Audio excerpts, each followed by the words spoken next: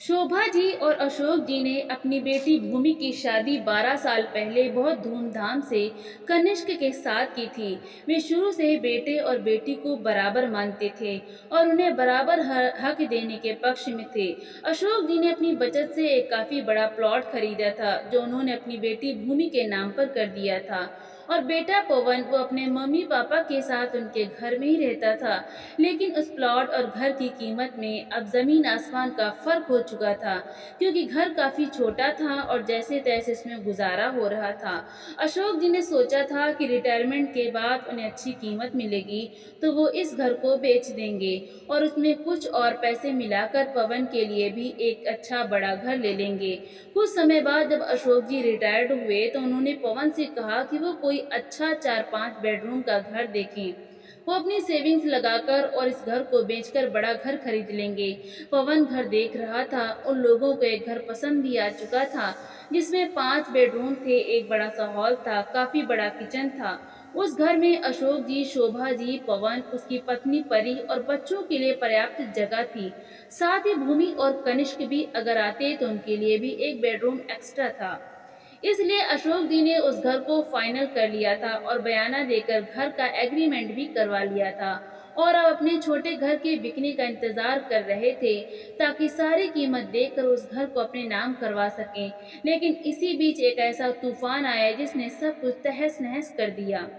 अचानक अशोक जी को खतरनाक हार्ट अटैक आया और उन्होंने इस दुनिया को अलविदा कह दिया और सब कुछ तितर बितर हो गया। किसी को कुछ समझ में नहीं आ रहा था यह अचानक क्या हो गया। 1-2 महीने में किसी तरह से परिवार संभल गया। पवन के सर पर अब पूरे घर की जिम्मेदारी आ चुकी थी। शोभा जी अब अकेली हो गई थी और बेटी भूमि और दामाद कनिष्क अब शोभा जी से मिलने अक्सर आने लगे थे। कनिष्क बहुत ही लालची और स्वार्थी इंसान था और अपने स्वार्थ के लिए कुछ भी कर सकता था। साथ ही साथ भूमि उसके साथ रहते रहते वैसी ही शातिर हो चुकी थी। शोभा जी अकेली पड़ चुकी थी और अब इसका फायदा उठाने वाले थे कनिष्क और भूमि। बहुत बड़ी योजना चल रही थी कनिष्क के दिमाग में। अशोक जी ने घर के लिए कुछ एडवांस दे रखा था और बाकी पैसे वो धीरे धीरे करके देने वाले थे। साथ ही अपना घर बेचने की भी तैयारी थी उनकी, ताकि बिना किसी लोन के उस बड़े घर को वो खरीद सकें। लेकिन कनिष्क और भूमि लगातार शोभा जी के दिमाग में गलत बातें भरने लगे और उन्हें समझाने लगे, अब पापा इस दुनिया में नहीं रहे और आप ऐसी बेवकूफ़ी बिल्कुल मत कीजिएगा कि जो कुछ भी जमा पूंजी बैंक में आप पापा ने छोड़ रखी है उसे आप एक बड़ा घर खरीदने में अगर लगा देंगी तो आपके हाथ बिल्कुल खाली हो जाएंगे। अगर ऐसा हुआ तो आपके बेटा बहू आपको कभी भी पूछेंगे नहीं। आपने तो देखा ही होगा अकेली बेचारी औरत का क्या हश्र करते हैं उनके बेटा बहू। पवन और परी भी जब तक पापा थे आपकी इज्जत करते थे, पर अब वो आपकी कोई इज्जत नहीं करने वाले। तो भूल कर भी बैंक में रखे पैसे निकाल कर घर खरीदने में खर्च करने की बेवकूफ़ी मत करना। अगर उन्हें बड़ा घर चाहिए तो अपने पैसों से खरीद लेना। आप क्यों उन्हें अपने पैसे देंगी? लगभग लगातार शोभा जी के मन में पवन और परी के खिलाफ कनिष्क और भूमि जहर भरने लगे, जिसका असर अब धीरे धीरे दिखने लगा था। अब पवन और परी की कही गई सही बात भी शोभा जी को बुरी लग जाती थी और उन्हें लगता था कि अशोक जी के गुजरने के बाद अब उनके बेटे बहू उनकी कोई इज्जत नहीं करते। उन्होंने अपने बेटे बहू से एक दूरी बनानी शुरू कर दी और बेटी दामाद के करीब आती जा रही थी। आखिर रोज चाशनी में घोलकर जहर जो भरा जा रहा था उनके दिमाग में। फिर एक दिन पवन ने शोभा जी से कहा, मम्मी, इस घर की डील फाइनल हो रही है कुछ महीनों में। मैं इस घर को बेच दूंगा। आप फ्लैट की थोड़ी और रकम डीलर को दे दीजिए। बाकी जब यह घर बिकेगा तो सीधा उस फ्लैट की रजिस्ट्री करवा ली जाएगी। सुनकर शोभा जी हैरान हो गईं, क्योंकि भूमि और कनिष्क ने अच्छे से समझाया था कि उन्हें बैंक में रखे पैसे बिल्कुल नहीं निकालने हैं। तो उन्होंने साफ मना कर दिया और कह दिया, अब तेरे पापा नहीं रहे, मेरे पास क्या जमा पूंजी है। मैं बैंक में रखे पैसे कहीं पर भी लगाने वाली नहीं। तेरे पापा होते तो दूसरी बात थी, लेकिन अब मैं अपने हाथ नहीं खाली करूंगी। इस पर पवन ने कहा, लेकिन मम्मी, यह तो पापा का ही फैसला था ना। पापा होते तब भी यह रकम निकलती, तब भी तो हाथ खाली होते। और रही आपकी बात, तो पापा की पेंशन तो आ ही रही है ना। आपके हाथ खाली कहाँ है मम्मी? और फिर मैं हूँ, क्या मैं आपका ख्याल नहीं रखूँगा? आप ऐसा क्यों सोच रही हैं? लेकिन शोभा जी ने गुस्से में कहा, कोई बेटा बहू अपनी माँ का ख्याल नहीं रखता, बस स्वार्थ का रिश्ता रखता है। मैं कोई पैसे नहीं देने वाली। सुनकर पवन हैरान हो गया और कहने लगा, मम्मी, पापा ने एडवांस में काफ़ी पैसे दे रखे हैं। अगर आपने पैसे नहीं दिए तो आपके दिए गए पहले के पैसे बर्बाद हो जाएंगे, क्योंकि उस घर का एग्रीमेंट हो चुका है।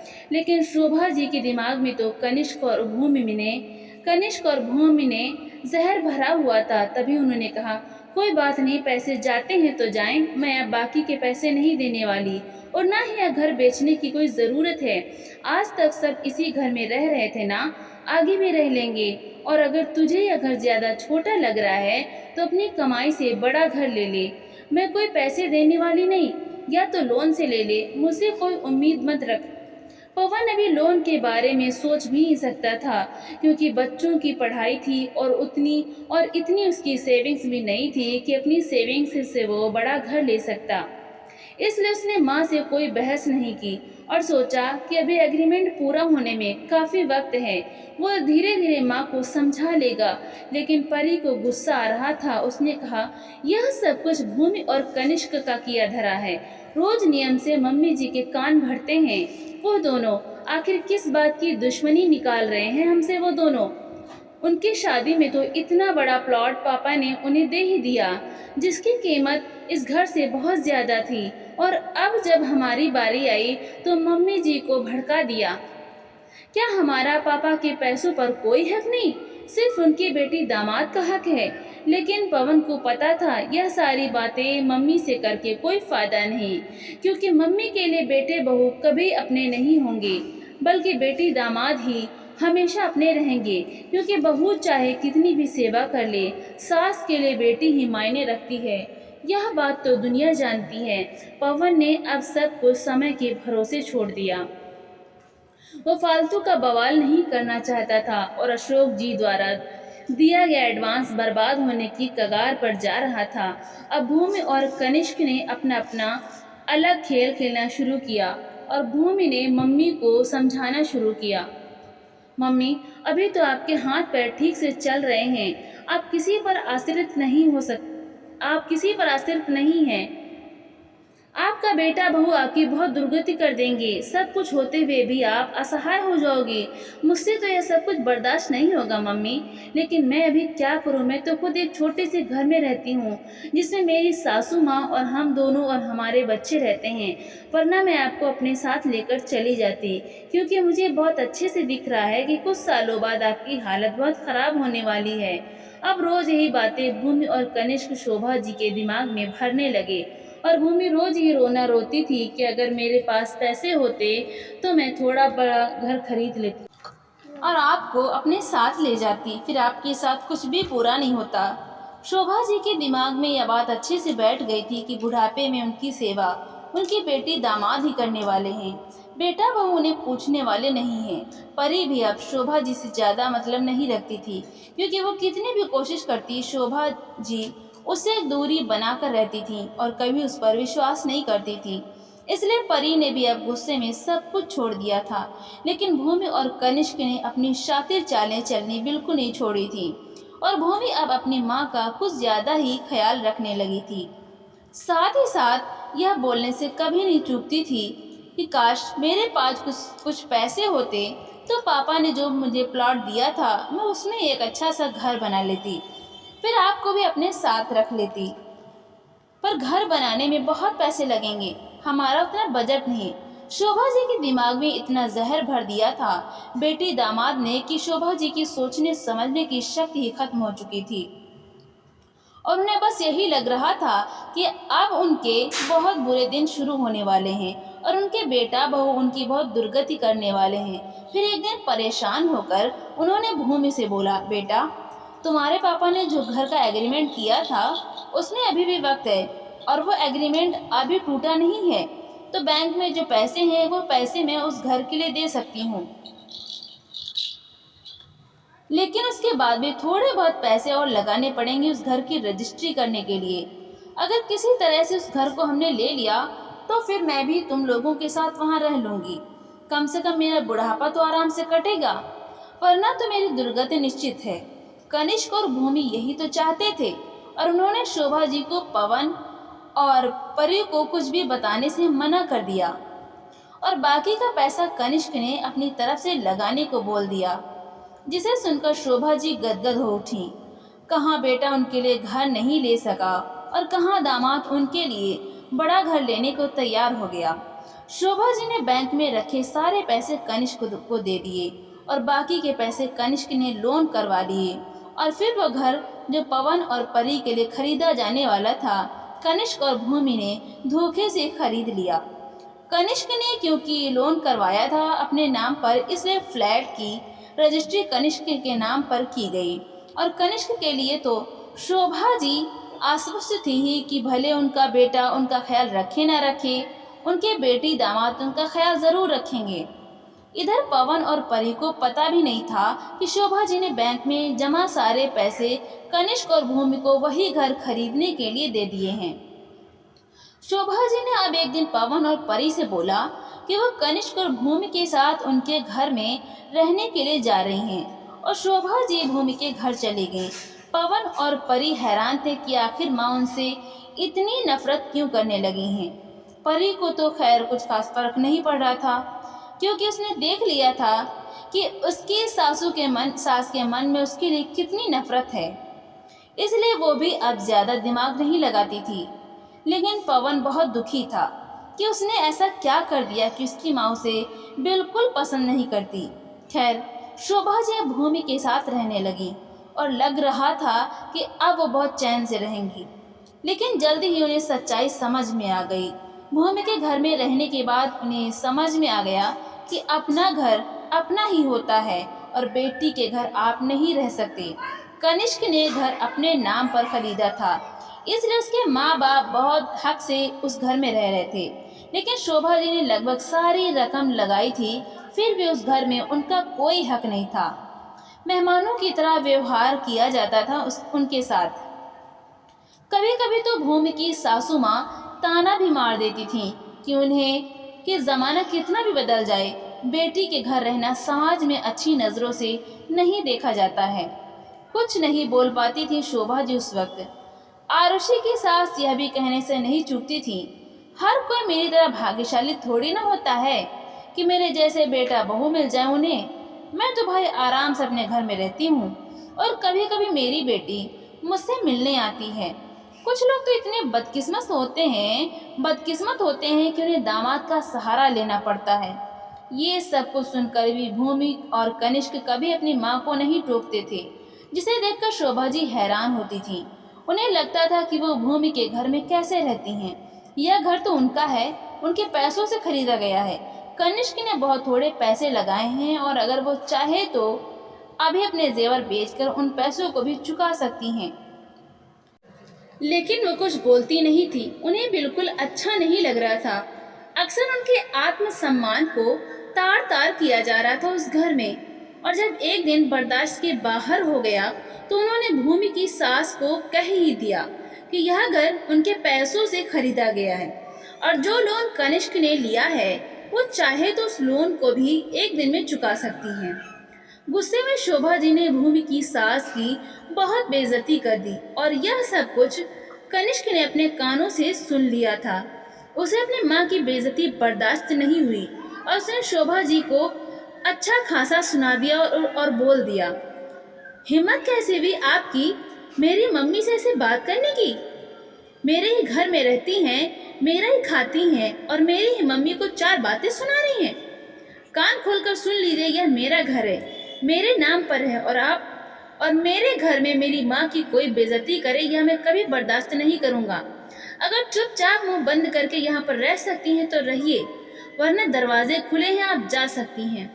शोभा जी को यकीन नहीं हो रहा था कि उनकी इतनी फिक्र करने वाला उनका दामाद उनके साथ ऐसा कर सकता है कि तभी भूमि वहां आ गई और बोली, क्या मम्मी, करवा देना मेरी बेइज्जती। चुपचाप दो रोटी खाकर रह नहीं सकती हो यहाँ पर? फालतू में दिन भर जबान चलाती रहती हो। तुम्हें तो पता है कनिष्क अपनी माँ से कितना प्यार करते हैं। अब तुम्हारी वजह से मेरे और कनिष्क के बीच में लड़ाई हो जाएगी और मेरे घर में कलह होगा।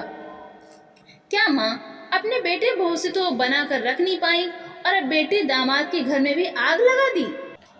आप प्लीज यहाँ से चली जाइए और अपने बेटे बहू के पास जाकर रहिए, वरना मेरा घर टूट जाएगा। सुनकर शोभा जी हैरान हो गईं। उन्होंने भूमि से कहा, क्या बकवास कर रही है तू? यह मेरा घर है, मेरे पैसों से खरीदा गया है और इसी भरोसे पर खरीदा गया है कि मैं यहाँ रहूंगी, और अब तो मुझे यहाँ से जाने के लिए बोल रही है। भूमि ने बहुत बेशर्मी से बोला, मम्मी क्या आप कहें कनिष्क का घर है और उनके नाम पर है, इससे ज्यादा मुझे कुछ नहीं बोलना, आप जा सकती हैं। शोभा जी को समझ में आ चुका था कि किस तरह से बेटी और दामाद ने मिलकर उनका ब्रेन वॉश किया और उन्हें पूरी तरह से खाली कर दिया और साथ ही साथ बेटे बहू से रिश्ते भी खराब करवा दिए। उन्होंने भूमि से कहा, बहुत गलत किया है तूने अपने भाई के हक के पैसे मुझे भड़का कर मेरा ब्रेन वॉश करके हड़प लिए। बहुत गलत काम किया है तूने। माँ हूँ, बद्दुआ तो नहीं दे सकती, लेकिन हाँ तेरे बहकावे में आकर मैंने अपने बेटे बहू के साथ बहुत गलत कर दिया। अब किस मुंह से उन्हें मैं सारा सच बताऊंगी? उन्हें तो अभी नहीं पता कि मैंने बैंक में रखे सारे पैसे निकाल कर तुझे दे दिए हैं और उनके लिए खरीदा जाने वाला घर तेरे पति के नाम पर खरीद लिया गया है। याद रखना, बहुत पछताएगी तू। कहकर शोभा जी वहां से निकल गई। उन्हें समझ में नहीं आ रहा था कि वो क्या करें। कितनी बड़ी गलती तो वो कर चुकी थी। किस मुंह से जाती वो पवन और परी के पास और क्या बताती उन्हें? लेकिन सच तो उन्हें बताना ही था। हिम्मत करके वो अपने घर की तरफ बढ़ने लगी। आंखों में आंसू लिए अपने घर की डोरबेल बजा रही थी। पवन ने दरवाजा खोला। बेहाल अवस्था में आंखों में आंसू लिए शोभा जी को देखकर दोनों हैरान रह गए। पवन उन्हें जल्दी से अंदर लेकर आया। थोड़ी देर के बाद हिम्मत करके शोभा जी ने अपनी गलती मानते हुए पवन को सारा सच बता दिया, जिसे सुनकर पवन और परी हैरान रह गए।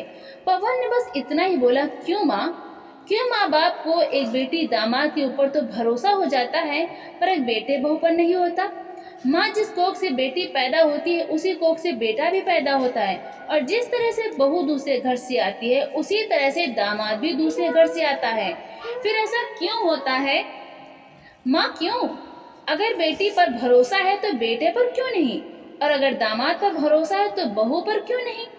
शोभा जी के पास पवन की बातों का कोई जवाब नहीं था। वो आंखों में आंसू लिए बस पवन और परी से अपनी भूल की माफी मांग रही थी। पवन और परी भी क्या करते? माँ की संपत्ति थी और उन्होंने अपनी मर्जी से अपनी बेटी को दी थी। उनका पूरा हक था अपनी संपत्ति पर, तो वह पूरे हक से अपने घर में रह सकती थी। कुछ भी हो, पवन और परी ने कभी भी शोभा जी की अनदेखी नहीं की थी। वो तो भूमि और कनिष्क के द्वारा घोला गया जहर था जो शोभा जी के दिमाग में भरा हुआ था, लेकिन आज खुद उसी बेटी दामाद ने उनके दिमाग में भरे उस जहर को निकाल दिया था, अपनी सच्चाई दिखाकर। शोभा जी अपने घर वापस लौट तो आई थी, पर उनका दिल बेचैन था। आखिर उनकी बेटी ने उनके साथ इतना बड़ा धोखा जो किया था और धोखे से अपने भाई के हक की दौलत हड़प ली थी और घर अपने पति के नाम पर करवा लिया था। अब शोभा जी दिन रात यही सोचती रहती थी कि कैसे अपने स्वार्थी बेटी दामाद को सबक सिखाएं। पवन और परी इसे अपनी किस्मत मानकर चुप थे। क्या करते वो? उनके हाथ में कुछ भी नहीं था। इसी तरह से 2 महीने का वक्त बीत गया। शोभा जी की भूमि और दामाद से इस बीच कोई बात नहीं हुई। फिर एक दिन भूमि और कनिष्क ने सोचा कि शोभा जी से बनाकर रखने में ही भलाई है और उनका ब्रेन वॉश करना कौन सी बड़ी बात है। एक बार फिर हम उन्हें अपने हिसाब से घुमा लेंगे। अच्छी खासी पेंशन आती है उनकी और अच्छे खासे जेवर भी हैं उनके पास, क्योंकि आज तक कनिष्क के कान में यह बात घूम रही थी कि शोभा जी चाहे तो घर की बाकी की किस्तें भी अपने जेवर बेचकर एक बार में क्लियर कर सकती हैं। कनिष्क और भूमि अब इसी बात पर दिमाग चला रहे थे कि एक बार और शोभा जी को किसी तरह से बेवकूफ़ बनाकर उनके जेवर भी निकलवा लिए जाएं तो घर का लोन भी खत्म हो जाएगा। और टेंशन भी खत्म हो जाएगी। और अगर किसी तरह से उन्हें फिर से अपने पास रख लिया जाए तो उनके बच्चों की फीस वगैरह का इंतजाम तो शोभा जी की पेंशन से ही हो जाएगा। उनके काफी पैसे बच जाएंगे। भूमि ने 2 महीने बाद शोभा जी को फोन किया और बड़े प्यार से पूछा, मम्मी कैसी हो आप? शोभा जी ने भी कहा, कैसी रहूंगी जिसके बेटी दामाद ने उसकी बेइज्जती करके उसे उसके ही घर से निकाला हो, उसके साथ इतना बड़ा धोखा किया हो। तभी भूमि ने अपना गेम खेलना शुरू कर दिया और बोला, नहीं मम्मी, ऐसी बात नहीं है। उस दिन कनिष्क बहुत ज्यादा परेशान थे। ऑफिस में कोई बहुत बड़ी प्रॉब्लम थी जिसकी वजह से वो काफी टेंशन में थे और उन्होंने आपसे इतना कुछ बोल दिया था। वो तो आज तक इस बात के लिए पछता रहे हैं और बोल रहे हैं कि वो तो शर्म के मारे आपसे माफी भी नहीं मांग पा रहे। बहुत अफसोस है कनिष्क और मुझे मम्मी। मैं भी पता नहीं किस होश में थी कि मैंने भी ऐसी बातें कर दी। मम्मी, हम दोनों बहुत शर्मिंदा हैं, हमसे गलती तो हो गई है। प्लीज आप वापस यहाँ जाइए, सब कुछ ठीक हो जाएगा मम्मी। मैंने मम्मी जी को भी समझा दिया है और उन्हें भी अपनी गलती का एहसास है, तो वो भी आपसे माफी मांगना चाहती हैं। प्लीज आप वापस यहाँ जाइए, अब कोई आपसे कुछ नहीं बोलेगा। शोभा जी ने कहा, बेटा तुमने इतना बोल दिया वही बहुत है। माँ हो, कितने दिन तक तुम लोगों से नाराज रह सकती हूँ, लेकिन अब मैं वहाँ नहीं आ सकती क्योंकि उस दिन जो कुछ भी हुआ उससे यह बात तो मुझे भी समझ में आ गई कि अपना घर अपना ही होता है और बेटी के घर कभी भी माँ बाप नहीं रह सकते। कहकर शोभा जी ने फोन रख दिया। भूमि ने सोचा, चलो बातचीत की एक शुरुआत तो हुई। मम्मी को धीरे धीरे मैं समझा ही लूंगी, थोड़ा वक्त लगेगा लेकिन फिर मम्मी मेरे पास आ ही जाएंगी और मेरे हिसाब से ही चलेंगी। अब अक्सर भूमि और शोभा जी की बातें फोन पर होने लगी थी। भूमि घर नहीं जाती थी, उसे पता था कि परी भाभी उसे अच्छी खासी खरी खोटी सुनाएंगी।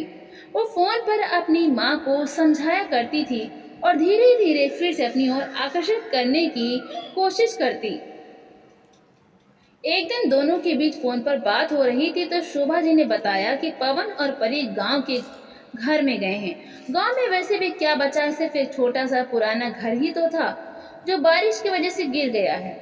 गांव से फोन आया था कि अगर वहाँ हमारा कुछ जरूरी सामान है तो हम लोग आकर ले जाएं। शाम तक आ जाएंगे। भूमि ने उस दिन काफी देर तक शोभा जी से बात की और उन्हें फिर से अपने झांसे में लेने की कोशिश की। और अगले दिन परी और पवन आ चुके थे और फिर 3-4 दिनों तक शोभा जी और भूमि की कोई भी बात नहीं हुई। उसके बाद भूमि ने फिर शोभा जी को फोन किया और उन्हें मनाने की कोशिश की कि वो उनके पास आकर रहने लगे। शोभा जी ने कहा, नहीं बेटा, मैं तेरे घर तो नहीं रह सकती, वो घर तो तेरा ही है, आखिर तेरे पति के नाम पर है।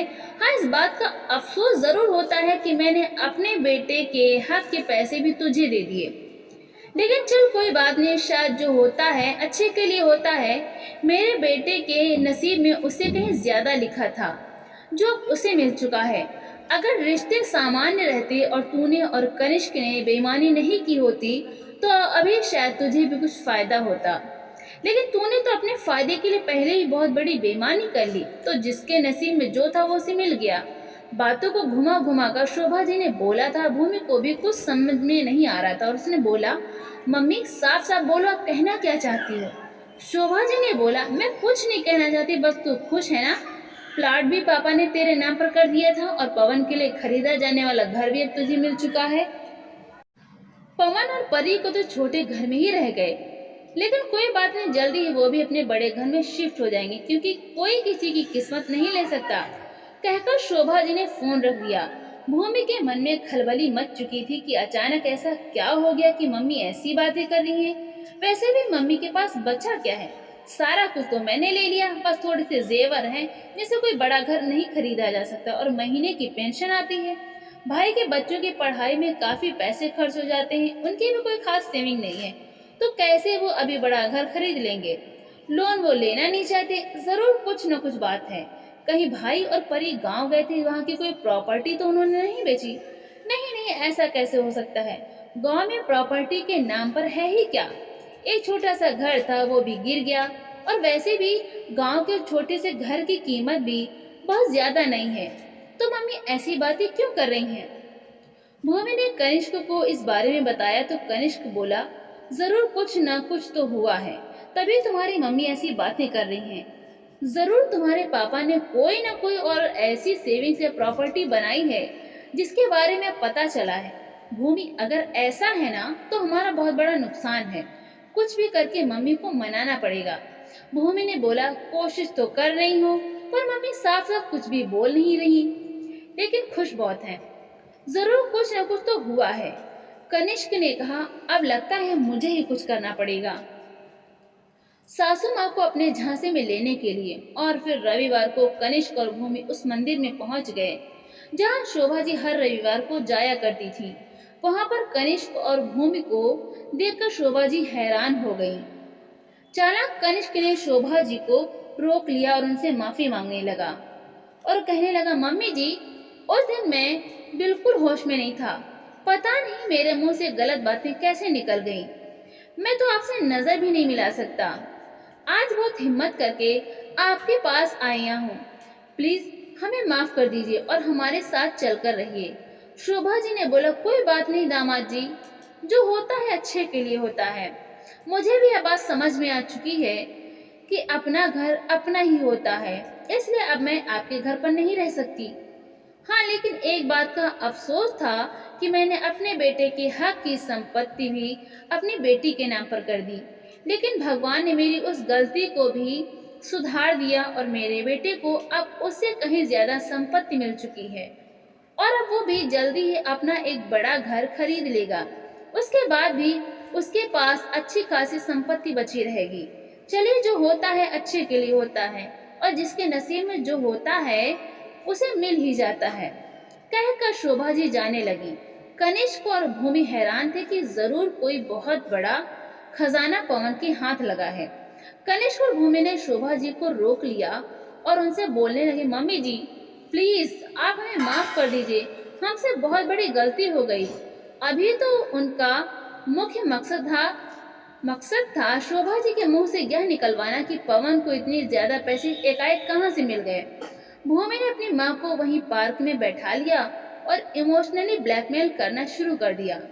बातों में बहकर शोभा जी ने बता दिया, बेटा, अगर सब कुछ ठीक रहता तो अभी जो खजाना पवन को मिला है उसमें से कुछ हिस्सा तुम लोगों को भी जरूर मिलता, लेकिन तुम दोनों ने पहले ही काफी बेईमानी कर ली है, तो पवन अब किसी कीमत पर तुम लोगों को कुछ नहीं देने वाला और मैं भी किस मुंह से उससे बोलूंगी कि वो तुम लोगों को कुछ दे, वरना शायद एक सोने की ईंट में तुम्हें भी दिलवा देती। सुनकर कनिष्क और भूमि हैरान हो गए। सोने की ईंट? और वो शोभा जी से बोलने लगे, मम्मी, भाई को सोने की ईंट मिली है, ऐसा कैसे हो सकता है? शोभा जी वहां से उठकर जाने लगी। नहीं नहीं, वो तो मेरे मुंह से ऐसे ही निकल गया, ऐसा कुछ भी नहीं है, मैं भी क्या फालतू की बातें करती रहती हूँ। लेकिन कनिष्क ने उनका रास्ता रोक लिया और कहा, मम्मी जी, साफ साफ बताइए क्या बात है। हम आपके बेटी दामाद हैं, हम मानते हमसे गलती हो गई, हमें उसका पछतावा भी है, लेकिन हमने जो कुछ भी किया था आपके बारे में सोच कर ही किया था, आपने तो हमें पराया ही मान लिया। शोभा जी फिर से कनिष्क की बातों में आ चुकी थी और बोलने लगी, वो बात क्या है ना दामाद जी, गांव का घर जर्जर होकर गिर पड़ा, वहाँ कुछ खास सामान तो नहीं था, लेकिन फिर भी परी और पवन गए थे देखने के लिए कि कहीं कुछ जरूरी सामान न हो उस घर में, और वहां पर अंदर जाकर जब उन्होंने गिरे हुए घर का मलबा थोड़ा इधर उधर सरकाया तो उस मलबे में से उन्हें सोने की ईंट मिली जो वजन में 2 किलो से भी ज्यादा है। वो घर बहुत पुराना था, शायद मेरे ससुर जी के दादाजी का बनाया हुआ। हो सकता है उन्होंने अपनी जमा पूंजी को ईंट का रूप देकर उस घर की दीवारों में लगवा दिया था, जो कोई नहीं जानता था। और आज जब वो घर गिरा तो उसके मलबे में वो सोने की ईंट भी दबी पड़ी थी। उन्होंने अच्छे से खोजा तो उन्हें उस तरह की 2 सोने की ईंट मिली। दोनों का वजन बहुत ज्यादा होगा और पूरा शुद्ध सोना है जिसकी कीमत करोड़ों में है। पवन और परी वो ईंट लेकर घर आ चुके हैं, किसी को कुछ नहीं बताया। अभी तक कोई कुछ नहीं जानता, बस हम तीनों जानते हैं। और आज तुम दोनों को बता रही हूँ। दामाद जी, अगर रिश्ते ठीक होते ना तो मैं पवन से जिद करके उन 2 ईंट में से एक आप लोगों को दिलवा देती। अगर मैंने वो घर पवन के लिए खरीद दिया होता ना तो मैं पूरे हक के साथ पवन से वो एक ईंट लेकर आपको दे देती कि इस पर मेरी बेटी का बराबर का हक बनता है। पर अब मैंने खुद ही बेईमानी की है, इसलिए मुझे नहीं लगता अब वो कुछ भी बांटेगा, कहकर शोभा जी वहां से चली गईं।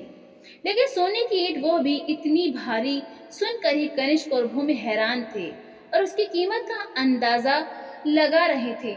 उन्हें समझ में आ चुका था कि अभी घाटे में पवन नहीं, वो दोनों हैं और उन्हें किसी भी हाल में सोने की एक ईंट तो चाहिए ही चाहिए। कनिष्क को पता चल चुका था कि पवन अच्छी अच्छी सोसाइटी में काफी बड़े बड़े फ्लैट देख रहा है। कनिष्क और भूमि के मन में उथल पुथल मची हुई थी। कुछ भी करके उन्हें ईंट चाहिए थी, लेकिन शोभा जी ने इसके लिए साफ मना कर दिया था। एक दिन सुबह सुबह भूमि और कनिष्क पवन के घर पहुंचे। पवन उन्हें अनदेखा करके जा रहा था क्योंकि वह उनसे बात भी नहीं करना चाहता था, लेकिन भूमि ने उसका हाथ पकड़ लिया और बोला, भाई मुझसे गलती हो गई, पता नहीं ऐसा कुछ मैंने कैसे कर दिया। शायद मम्मी की फिक्र में पता नहीं क्यों मुझे वहम हो गया था कि आप और परी भाभी मम्मी का ख्याल नहीं रखोगे। कनिष्क ने भी बोला, हाँ साले साहब, हमसे गलती हो गई, लेकिन अब हमें समझ में आ चुका है कि हमने गलत किया है और हम उसे गलती को सुधारना चाहते हैं। भूमि ने भाई पवन को इमोशनली ब्लैकमेल करना शुरू किया और बोला, भाई बचपन में हम कितना लड़ाई झगड़ा करते थे, लेकिन इतना थोड़ी ना एक दूसरे से रूठते थे कि एक दूसरे से बातें करना ही बंद कर दें। भाई हमने जो कुछ भी किया सिर्फ मम्मी की फिक्र में किया, लेकिन आप यकीन मानो अब हम अपनी गलती सुधार देंगे। हम तो सारे कागजात लेकर आए हैं, बस आप चलिए। वो घर हमने खाली कर दिया है। कनिष्क अभी कभी वो घर आपके नाम कर देंगे। हमें हमारी गलती का एहसास हो चुका है, अब हमें कुछ नहीं सुनना, आपको हमारी बात माननी ही पड़ेगी। और जबरदस्ती भूमि और कनिष्क पवन को लेकर चले गए और घर की रजिस्ट्री पवन के नाम पर कर दी। साथ ही कहा जो थोड़ा बहुत लोन था इस घर पर उसे भी कनिष्क ने क्लियर कर दिया है, इसलिए इस घर में अब कोई लोन नहीं है और यह घर आज से आपका है। आप लोग जल्दी से जल्दी अपने घर में शिफ्ट हो जाइए।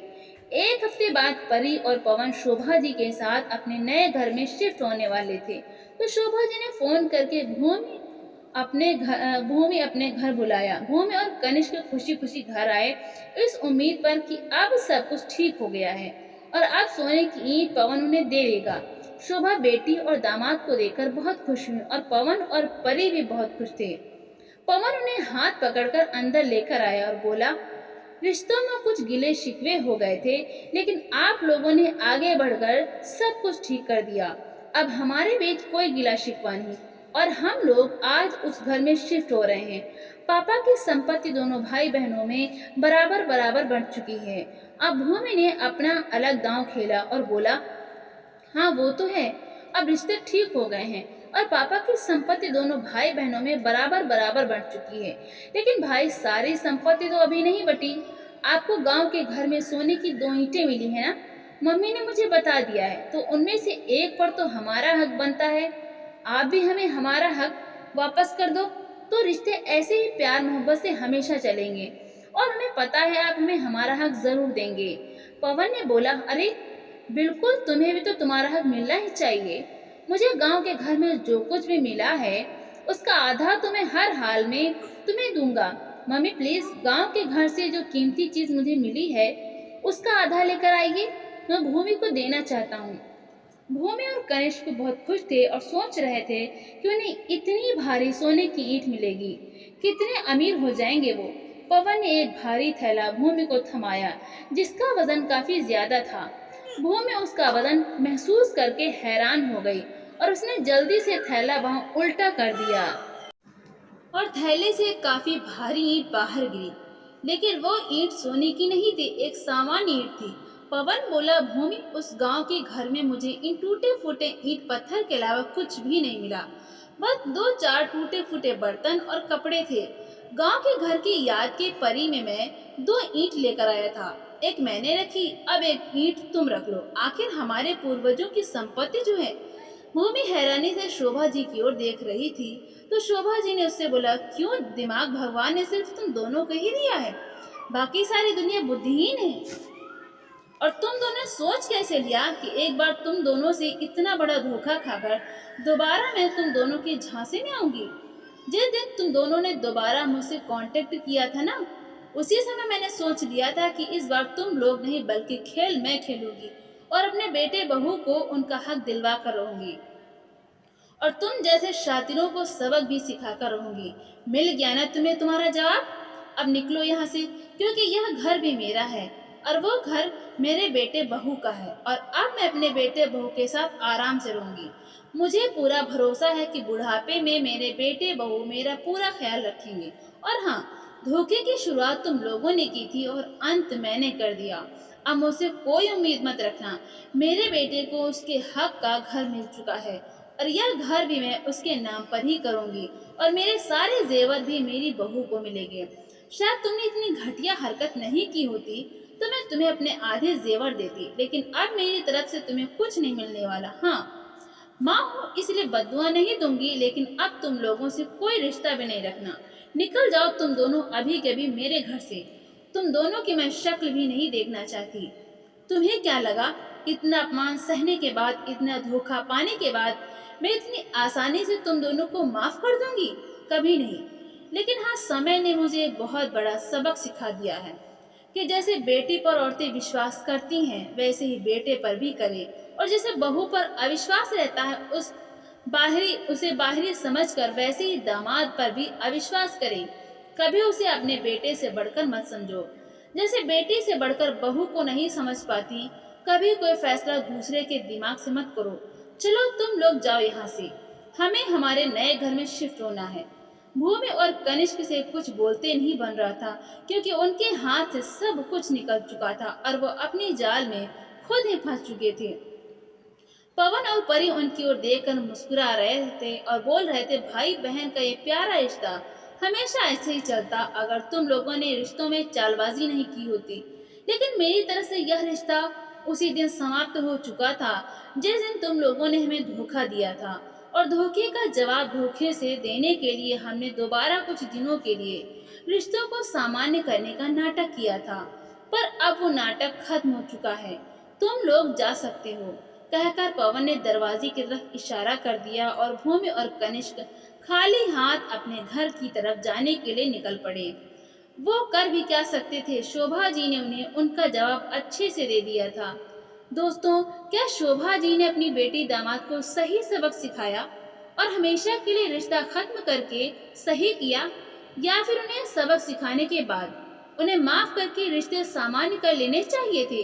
कमेंट में ज़रूर लिखिएगा और अगर कहानी पसंद आई हो तो वीडियो को लाइक और शेयर करें। चैनल को सब्सक्राइब ज़रूर कर लीजिए ताकि आपको रोज़ अच्छी अच्छी कहानियाँ सुनने को मिलती रहें। तो फिर मिलते हैं एक और कहानी के साथ। नमस्कार।